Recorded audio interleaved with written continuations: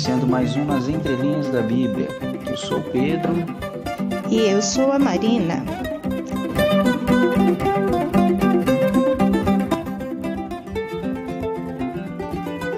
Gostaria de lembrar os ouvintes e quem pode estar ouvindo o programa pela primeira vez que o objetivo desse programa não é pregar a palavra de Deus ao pé da letra, como comumente a gente costuma ouvir alguns programas. Mas, ao contrário, acrescentar conteúdos que possam ajudar a compreender quais eram os desafios sociais, políticos, econômicos e ideológicos que o povo da Bíblia enfrentava no seu dia a dia. E também trazer para a reflexão da nossa realidade hoje. Não fazemos isso de uma forma ingênua. A gente pesquisa, buscamos autores que falam sobre o tema que a gente vai trabalhar, para a gente poder ter uma fundamentação.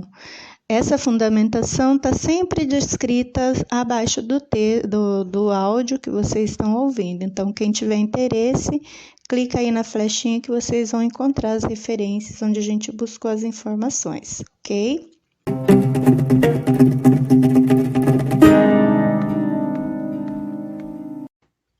Trabalho. Esse é o tema do nosso programa de hoje. Mas para a gente discutir o que é trabalho, eu acho interessante a gente retomar alguns conceitos. Eu, particularmente, gosto muito do conceito das ciências exatas, assim como também o das ciências humanas. Mas para esse momento eu vou usar o conceito das ciências exatas, da física. Para entender o que é trabalho, a gente precisa primeiro entender o que é energia. Da onde que vem a energia que é fonte da nossa vida, o que move a vida. Bom, o conceito de energia é trabalho. Mas então, o que é trabalho? Trabalho ele pode ser classificado como a transferência de energia, ou seja, o Sol emite radiação solar para a Terra em forma de luz. As plantas absorvem essa energia solar, convertem essa energia solar por meio da fotossíntese em oxigênio e em produtos. Esses produtos químicos são ingeridos ou por humanos ou por outros animais. Os humanos, por sua vez, ingerem outros animais, o que significa que nós estamos armazenando uma grande quantidade de energia no nosso corpo. Energia que pode ser usada como trabalho. Essa forma de armazenar energia nós chamamos de energia potencial, que é a quantidade que está guardada de energia no nosso corpo, que não está sendo utilizada. No entanto, essa energia pode ser transformada em energia cinética, que é o movimento, ou seja, quando nós andamos, quando nós usamos uma ferramenta, quando nós nos exercitamos, construímos um objeto, uma casa, por exemplo, ou quando nós escrevemos um livro, nós estamos exercendo ou utilizando essa energia que foi armazenada. Trabalho é, portanto, um processo de transformação de energia, onde o homem faz parte dessa transformação. O homem transforma, então, a natureza. No processo de transformação criativa da natureza, os seres humanos foram sofisticando suas ferramentas e a sua maneira de trabalhar, de transformar a energia. E assim foram se tornando capazes de produzir mais. Produzir mais, foram acumulando. As necessidades primárias foram atendidas. E aí vieram outras necessidades. Uma alimentação mais requintada, uma casa maior, um parceiro mais interessante. Os excedentes, porém, não eram suficientes para serem divididos igualmente entre todos. Então, o que fazer? Em algum momento da história da humanidade, alguns decidiram se apropriar desse excedente, em detrimento dos demais. Esse seria o princípio da propriedade privada. Mas se uns têm mais e mais bem, mais terras, mais moedas, mais poder do que os outros, uns mandam e outros obedecem.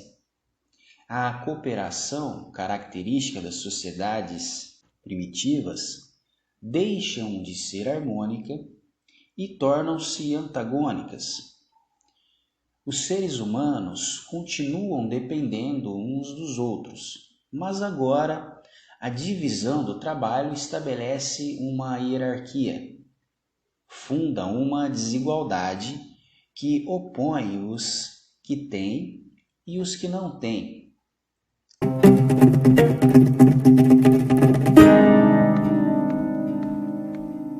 E para começar a nossa conversa, eu vou fazer uma pergunta para você parar um pouquinho e pensar.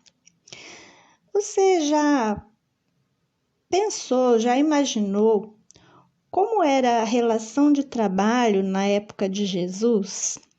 Ou anteriormente mesmo a ele? Que tipo de trabalhador era o servo, o escravo, o artesão, os prestadores de serviços, os autônomos? O Pedro fez uma pesquisa sobre isso. Vamos ouvir o que ele encontrou. Diz aí, Pedro.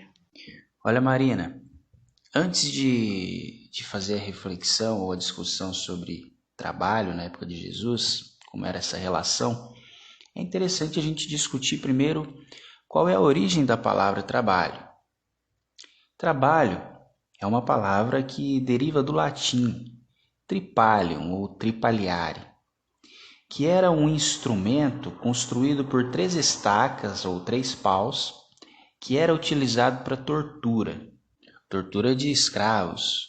Portanto, não era um instrumento que as pessoas gostariam de ver por perto, pois significava punição, sofrimento. No hebraico, por exemplo, a palavra trabalho significa avodá e é formada a partir de uma raiz, avad, da qual se origina também a palavra escravo, servo, criado. E a palavra escravos tem origem do latim esclavos, que significa pessoa que é propriedade de outra.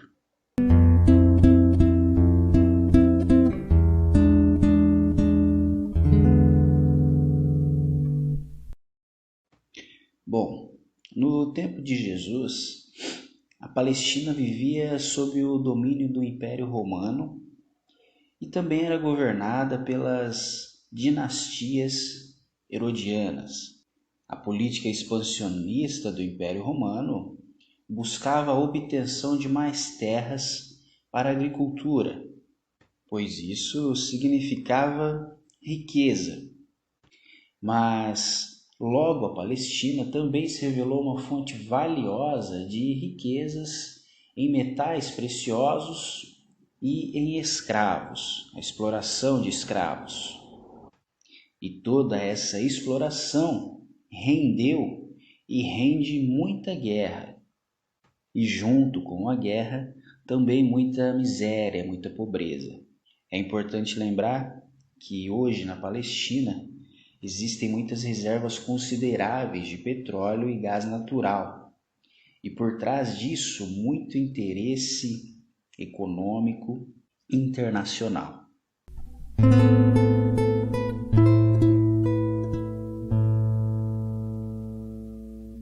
A economia na Palestina subsistia basicamente da agricultura e da atividade de pesqueiro, assim como também da pecuária, através dos rebanhos de ovelhas, cordeiros e bois. Existia nas pequenas cidades um comércio local, ou seja, as feiras, onde se faziam trocas de produtos, ou seja, o escambo. A produção baseava-se principalmente no trabalho escravo. Os escravos não eram considerados pessoas, mas sim coisas de que o seu dono podia dispor conforme o que lhe conviesse. Havia escravos por toda parte. Uma pessoa tornava-se escrava quando roubava alguma coisa, uma galinha, um cordeiro, quando era julgada e era considerada um rebelde, por não conseguir pagar uma dívida, assim como também por não conseguir pagar os impostos, o que era o principal meio de exploração dos colonizadores romanos para conseguir escravos. No entanto, existiam também os trabalhadores considerados livres. Os pequenos proprietários agrícolas, por exemplo, contentavam-se com frequência em consumir os seus produtos ou fazer alguma troca para obter o que lhes faltava, pois a troca evitava taxas no mercado, ou seja, os impostos. Havia também os artesãos, ou mais exatamente os trabalhadores que não trabalhavam com a agricultura. São trabalhadores que executavam principalmente um trabalho manual, desde carpintaria até a confecção de ferramentas e até mesmo na construção civil. Nessa época, o trabalho manual era mal visto, era desprezado. Jesus era considerado artesão. Em Mateus 13:55, afirma que o pai de Jesus era Tecton. Alguns estudiosos acreditam que Tecton não significa carpinteiro, mas sim qualquer artesão que trabalha na construção civil. Considerando que Jesus provavelmente seguiu a profissão do pai, Jesus também era um Tecton. Se essa afirmação é verdadeira, então, como um trabalhador artesanal e diarista, Jesus teria pertencido à classe mais baixa de camponeses da Palestina do século I, um pouco acima do indigente, do mendigo e do servo. Os romanos usavam o termo tecton como gíria para qualquer camponês ignorante ou analfabeto. Bom, como trabalhadores livres, havia também os operários e as diaristas. Esses geralmente se viam obrigados a colocar o seu serviço à disposição de um patrão, pois provavelmente haviam perdido o seu negócio devido a uma má administração ou uma colheita ruim. Quando uma pessoa perdia suas condições de trabalho e tornava-se incapaz de trabalhar devido a alguma doença ou algum acidente, as chances dessa pessoa se tornar um mendigo, um ladrão ou um escravo eram muito altas.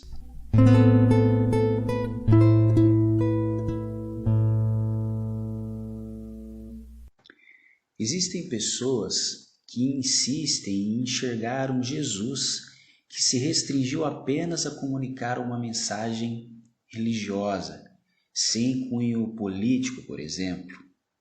No entanto, Jesus deve ser estudado dentro desse contexto histórico de aguda opressão e profunda crise de valores.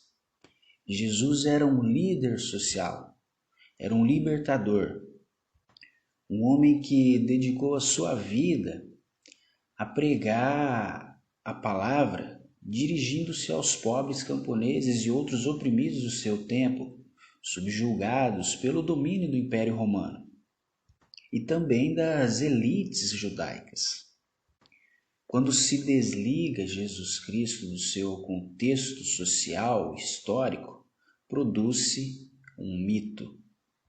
Mito que pode possuir vários significados, dentre eles uma narração fabulosa, fictícia, uma narração que é contrária à verdade, contrária à realidade.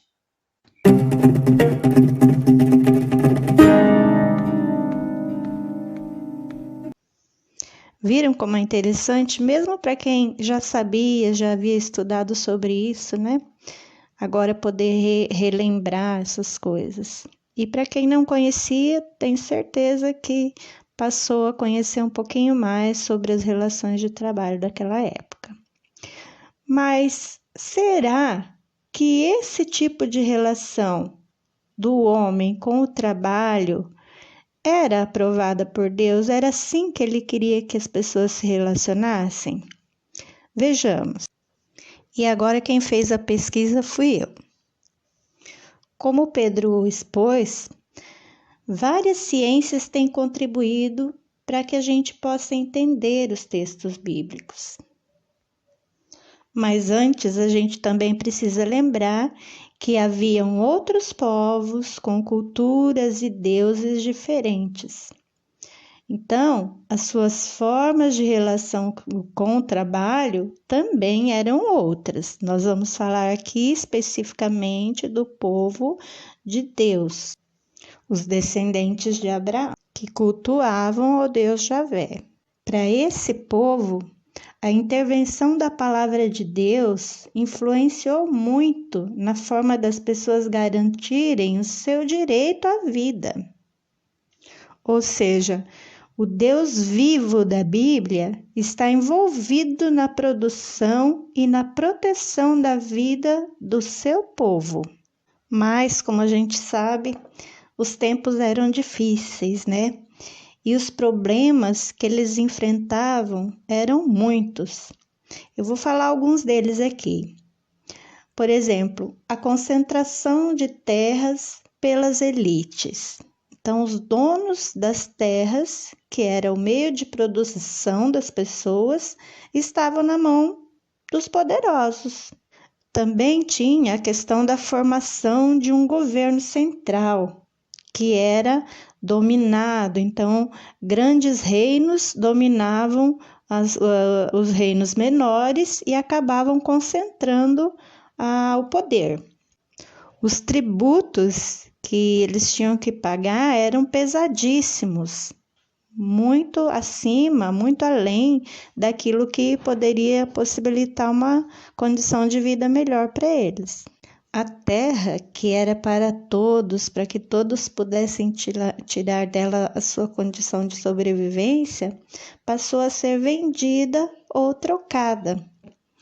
O trabalho, que antes era para atender a necessidade familiar, cada vez mais era transformado para sustentar a política das cortes e das elites das cidades. Então, acabava que os pobres trabalhavam e acabavam sustentando os ricos através dos altos impostos que tinham que pagar.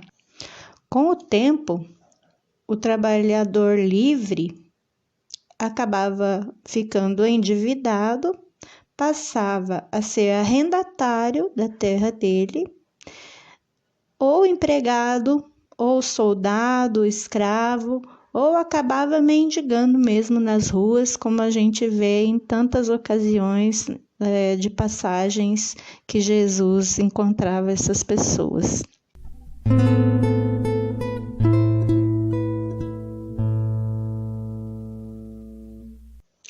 Bem, mas essas relações foram sendo construídas ao longo do tempo. Na época de Jesus, o povo de Deus estava organizado em grupos diferentes, como consequência já desses problemas. Vamos ver alguns deles. Olha só, tinha os profetas do campo e os profetas da cidade. Tinha a sabedoria do trabalhador e a sabedoria da corte, a lei do puro e impuro. E também tinha a esperança apocalíptica, revolucionária, uma esperança de que tudo ia mudar de uma forma mágica. E todos esses grupos, em maior ou menor grau, se envolveram com a compra e a venda das fontes da vida, que era a terra produtiva, ou seja, estavam envolvidos com a lei do mercado já naquela época. E o pior, além da dificuldade em ter acesso aos recursos materiais para a vida, também o acesso a Deus era regulado pela lei do puro e do impuro. Quando a gente vê a questão dos sacrifícios que tinham que ser feitos no templo, né? Então, quem tinha grandes posses ofereciam maiores sacrifícios. E mesmo aqueles paupérrimos ainda tinham que comprar as pombinhas lá do templo, que eram as purinhas, para poder oferecer em sacrifício. Então, Deus, para o povo da época de Jesus, era um ser transcendente. Ele estava lá no templo, guardadinho.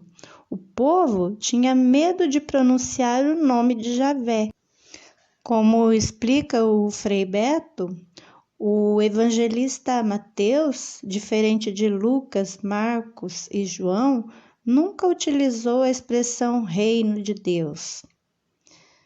Porque, como ele endereçou seu evangelho aos judeus, que não pronunciavam o nome divino, preferiu o eufemismo, reino dos céus. Olha só então a dificuldade que Jesus encontrava no meio desse povo, né? Ele teve muito trabalho para restaurar nesse povo a intimidade com o Deus da vida, aquele Deus que tirou os pais deles do Egito, né? Então o pai, aquele pai que Jesus apresenta para eles, era bem complicado, porque eles conheciam a Deus, aquele a quem eles deveriam temer, e não como pai que ama, que perdoa, que acolhe, que liberta, que ajuda a ganhar o pão de cada dia e que quer que o seu reino seja onde haja justiça para todos, conforme ele fala em João, capítulo 10, versículo 10. O ladrão só vem para roubar, matar e destruir. Eu vim para que tenham vida e a tenham em abundância.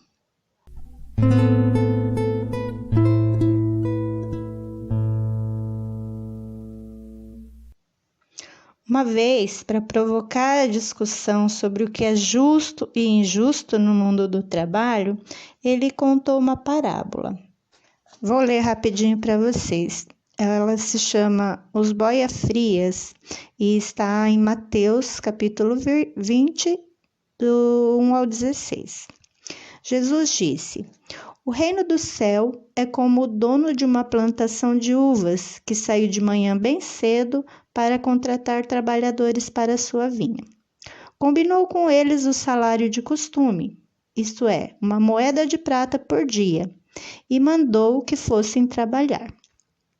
Às 9 horas, saiu de novo, foi até a praça do mercado e ali viu alguns homens despreocupados. Disse a eles: Venham também trabalhar na minha plantação de uvas e pagarei o que for justo. Eles aceitaram. Ao meio-dia e às 3 da tarde, o dono da vinha fez a mesma coisa com os outros trabalhadores. Eram quase 5 horas da tarde quando ele voltou à praça. Viu outros homens que ali permaneciam e perguntou: Por que passam o dia todo aqui sem trabalhar? Porque ninguém nos contratou, responderam. Então o dono da vinha propôs: Venham também trabalhar em minha plantação. No fim do dia, ele disse ao administrador: Chame os trabalhadores e faça os pagamentos, a começar pelos últimos a serem contratados e terminado pelos primeiros. Os homens que começaram a trabalhar às 5 horas da tarde receberam 1 moeda de prata cada um. Então, os primeiros que haviam sido contratados pensaram que receberiam mais, porém, eles também receberam 1 moeda cada um. Pegaram o dinheiro e passaram a resmungar contra o patrão. Estes homens que foram contratados por último trabalharam somente 1 hora, mas nós suportamos o dia todo debaixo deste sol quente. No entanto, o pagamento deles foi igual ao nosso. O patrão retrucou a um deles: Escute, amigo, não fui injusto. Você não concordou em trabalhar o dia todo por uma moeda de prata? Pegue o seu pagamento e vá embora, pois eu quero dar a este homem que foi contratado por último o mesmo que dei a você. Por acaso não tenho o direito de fazer o que quero com meu próprio dinheiro? Ou você está com inveja somente porque fui bom para ele? Jesus encerrou: Os primeiros serão os últimos serão os primeiros.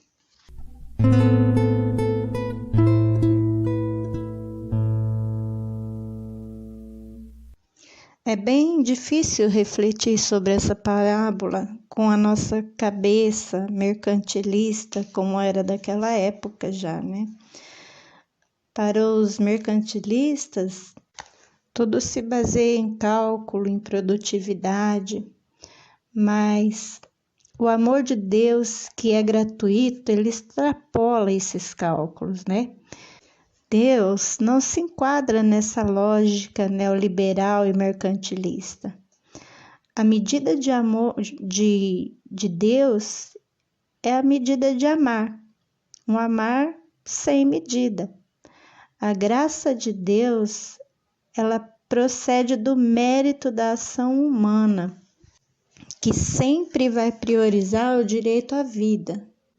Já para o mercado, importa ganhar mais e mais dinheiro, ainda que outros não ganhem nada, que eles passem fome. Para aquele trabalhador que reclamou para o patrão conforme a lógica do mercado, o patrão respondeu segundo a lógica da justiça, não da justiça do mercado, mas da justiça da vida, porque para a justiça da vida, cada um tem direito à vida e aos direitos da coletividade, eles estão acima dos privilégios individuais, né? Então, essa parábola demonstra que Jesus tinha muita consciência de como era a questão social, a conjuntura que viviam economicamente, e desmente toda aquela ideia de que os evangelhos nada têm de política ou de economia. E para encerrar, vou deixar aqui mais uma pergunta para a gente ir pensando durante a semana. Será que hoje as relações de trabalho correspondem ao projeto do Reino de Deus? O que você acha? Será que as legislações trabalhistas, elas permitem ao trabalhador que ele tenha acesso a uma condição, a um salário digno que possa satisfazer suas necessidades e da sua família de vida? Será que as pessoas que estão desocupadas, como aqueles homens na praça, elas encontram uma forma de sobrevivência justa e digna? Ou será que elas encontram somente julgamentos, né? Querem trabalhar, não querem trabalhar, trabalharam pouco? Pensem sobre isso, tá bom? Já que a gente está se aproximando aí do Dia do Trabalhador, é uma boa para a gente pensar. Tá bom, gente? Eu vou ficando por aqui. Um abraço para todo mundo. Dá um like aí no nosso canal. E se tiverem oportunidade, ouçam os programas anteriores que vocês não ouviram. A gente está se esforçando bastante aqui para poder ajudar na compreensão da Bíblia. Um abraço, até a próxima. Obrigado pela atenção de todos que escutou até aqui. Um grande abraço e uma boa semana.